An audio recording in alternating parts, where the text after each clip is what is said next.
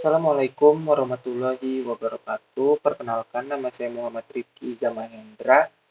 Bisa dipanggil dengan Rifki, bisa dipanggil dengan Ida, bisa dipanggil juga dengan Moya. Saya berasal dari Bogor, Jawa Barat. Di sini saya ingin menceritakan apakah saya sudah memiliki kemampuan literasi digital atau belum dan contoh dari kehidupan sehari-harinya. Lalu saya juga akan menjelaskan tentang apa yang dimaksud teknopreneur dan bagaimana kemampuan digital yang dimiliki oleh individu dapat menjadikan individu tersebut sebagai seorang teknopreneur. Jadi langsung saja kita mulai. Menurut saya, sejauh ini saya sudah memiliki kemampuan literasi digital yang sudah cukup baik. Dengan contoh penerapan yang saya lakukan dalam kehidupan sehari-hari adalah dengan menyaring atau mencari tahu kebenaran dari suatu berita digital yang saya baca. Lalu, bila informasi yang saya baca cukup valid dan bisa bermanfaat bagi orang lain, saya tidak akan segan untuk memberitahu dan juga menyebarkan berita yang sudah saya baca agar orang-orang yang belum tahu kebenaran atau mungkin belum tahu tentang adanya berita tersebut mereka bisa tahu dan bisa tahu juga kebenaran yang sebenarnya terjadi. Lalu, apa yang dimaksud dengan teknopreneur? Teknopreneur adalah gabungan dari dua kata, yaitu teknologi dan entrepreneur. Teknopreneur sendiri mengacu pada individu yang menggabungkan keterampilan kewirausahaan dengan pengetahuan dan teknologi untuk menciptakan produk ataupun layanan inovatif lainnya.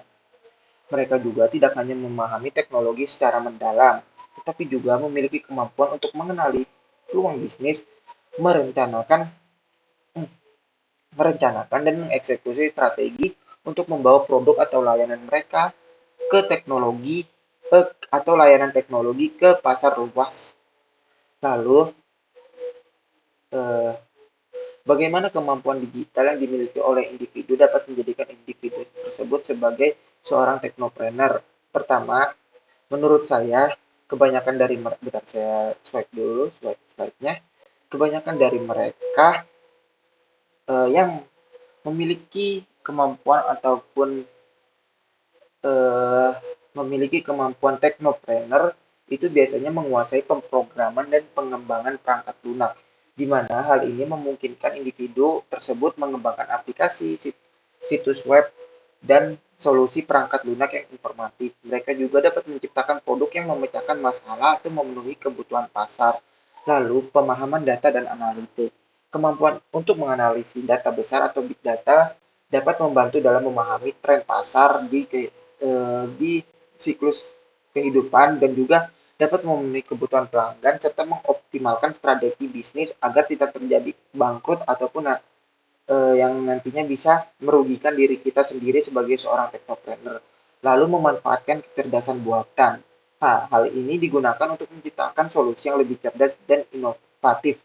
Di mana apabila kita, misalnya kita tuh buntu dengan masalah kita, atau kita bingung bagaimana harus mengatasi hal-hal yang seperti ini, yang hal-hal yang belum pernah kita lakukan sebelumnya.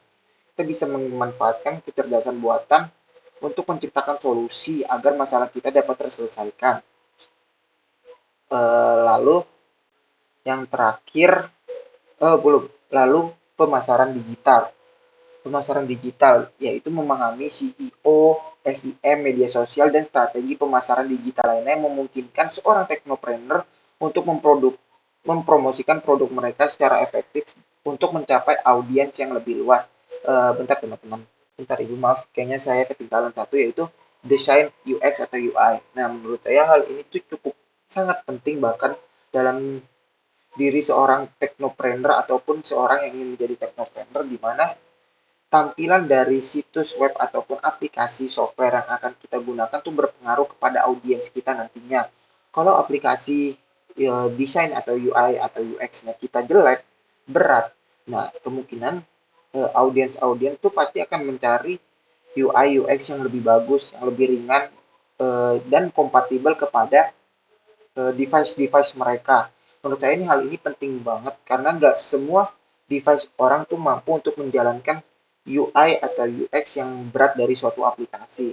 Lalu yang terakhir keamanan cyber. Keamanan cyber ini sangat penting sekali untuk menjaga keamanan data, privasi pengguna dalam membangun kepercayaan kita terhadap pelanggan dan juga untuk melindungi aset bisnis kita nantinya.